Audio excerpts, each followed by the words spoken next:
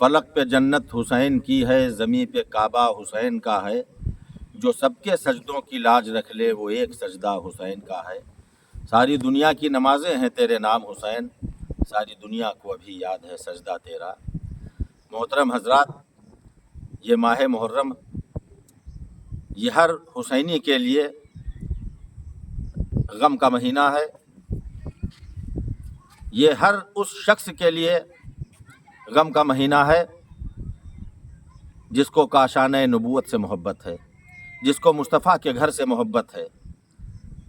اور اس مہینے میں خوشیاں منانا، جشن منانا، مبارکبادیں پیش کرنا یہ ناسبیت ہے، ناسبیوں کی یہ پہچان ہے۔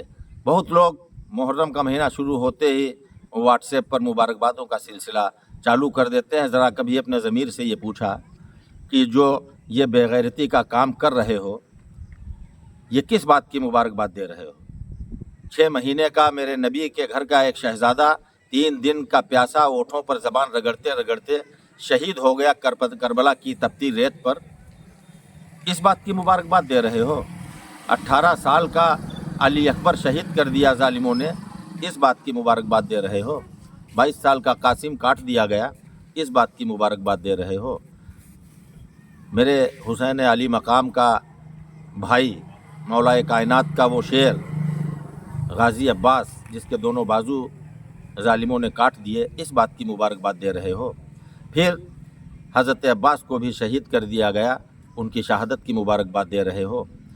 71 جانیں قربان ہو جانے کے بعد، 71 لوگوں کو شہید کرنے کے بعد مولا حسین علی مقام کو سجدے کی حالت میں شمر نے شہید کر دیا، یزیدیوں نے شہید کر دیا، اس کی مبارکباد دے رہے ہو؟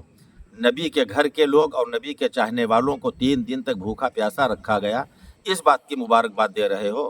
سب کی شہادتیں ہو جانے کے بعد پاک بیویوں کے خیموں میں ظالم یزیدی جہنمیوں نے آگ لگا دی، اس بات کی مبارکباد دے رہے ہو؟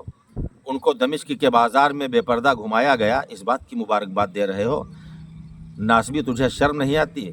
اگر کہیں پر ذرہ برابر ایمان کا ایک حصہ باقی ہے تو تجھ کو قسم ہے اس پاک بے نیاز کی جس کے قبضے قدرت میں میری اور تیری جان ہے، کہ اگر ذرہ برابر ایمان کا ایک حصہ باقی ہے تو چلو بھر پانی تو بہت ہوتا ہے، 2 قطرے پانی سڑک پر ڈال کر اور اپنی ناک اور منہ رگڑ رگڑ کر مر جانا تیرے لیے بہت بہتر ہوگا، اس سے کہ تو نبی کے گھر کی اتنی عظیم شہادتوں کی مبارکباد پیش کر، جشن پیش کر اور خوشیاں منا۔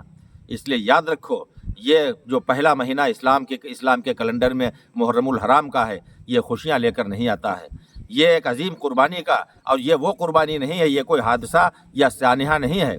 میرے حسین کے ساتھ جو کیا گیا کربلا میں یہ سانحہ نہیں تھا، کوئی ایکسیڈنٹ نہیں تھا، بلکہ اللہ کی قسم یہ پچھلے کافی عرصے سے رچی جا رہی سازشوں کا وسفوٹ تھا۔